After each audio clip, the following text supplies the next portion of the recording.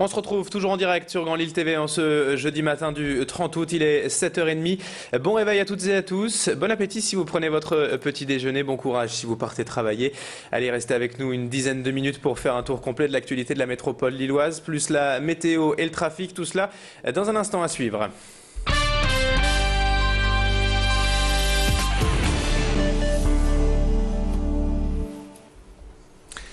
Et le grand titre de l'actualité lilloise en cette matinée, c'est évidemment la victoire du LOSC hier soir face à Copenhague 2-0. Et du coup, la qualification du club nordiste pour la phase de poule de la Ligue des Champions. Les Dogs ont dû s'arracher jusqu'à la prolongation hier soir pour venir à bout des Danois.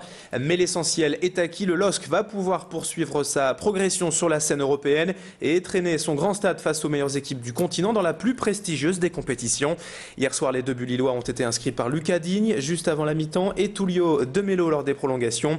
Il fallait tout simplement leur porter par 2 buts d'écart hier soir pour se qualifier. C'est ce que les Dogs ont fait pour le plus grand bonheur de leurs supporters, entraîneurs et dirigeants. Écoutez la satisfaction de l'entraîneur lillois hier au micro de Tanguy Lécluse, Rudy Garcia, en conférence de presse après le match. C'est quand même assez merveilleux de pouvoir faire la Ligue des Champions 2 années de suite. Parce que, contrairement à ce qui est dit, on n'est pas forcément programmé pour ça et on n'a pas forcément les armes pour se qualifier pour ça. Voilà.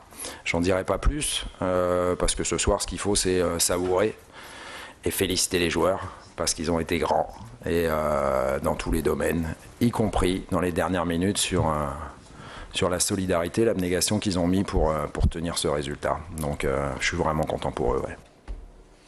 À la une de l'actualité en ce jeudi, également les braquages qui se succèdent ces derniers jours dans l'agglomération lilloise.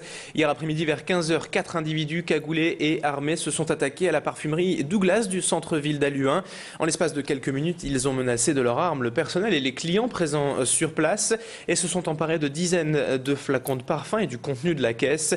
Heureusement, personne n'a été blessé, mais les personnes présentes sur place ont été choquées par l'attaque. À quelques jours à peine de la braderie, il est clair que ce braquage n'a rien d'anodin. D'autant plus qu'il fait suite à d'autres vols dans des magasins de l'agglomération lilloise dernièrement, comme dans cette bijouterie à Lille-Fives mardi matin, où 2 individus ont dérobé plusieurs dizaines de bijoux. Une attaque en plein jour devant des clients et des malfaiteurs assez violents qui repartent en 4x4. Voilà qui rappelle déjà aux enquêteurs d'autres braquages du même genre commis depuis 2 semaines dans la métropole. Nous avons joint par téléphone hier le gérant de cette bijouterie de Fives. Il revient sur les faits, sur ce braquage. On l'écoute. La cliente a sonné et puis derrière elle, il y avait un homme et il a profité qu'elle rentre pour rentrer avec. Et puis bon, en étant dans le magasin, il a sorti un pistolet mitrailleur genre Uzi, un modèle israélien je crois. Donc il nous a menacés et il a profité, il nous a demandé d'ouvrir pour ouvrir à son complice qui attendait dehors, quoi. Et lui était cagoulé. Toujours au rayon faits divers, dans ce journal, la police a annoncé hier avoir saisi mardi soir près de 72 kilos de cannabis lors d'une opération douanière d'envergure. Après une brève course-poursuite avec les trafiquants sur l'autoroute A1, les forces de l'ordre sont parvenues à intercepter le véhicule au niveau de Gavrel, près d'Arras. Et à l'intérieur, ils y ont découvert la marchandise estimée à plus de 700 000 € à la revente. Des armes de poing ont également été saisies. Le conducteur a été placé en garde à vue et une information judiciaire a été ouverte. En cette dernière semaine du mois d'août, l'heure est maintenant au bilan estival pour l'Office de tourisme et les professionnels lillois.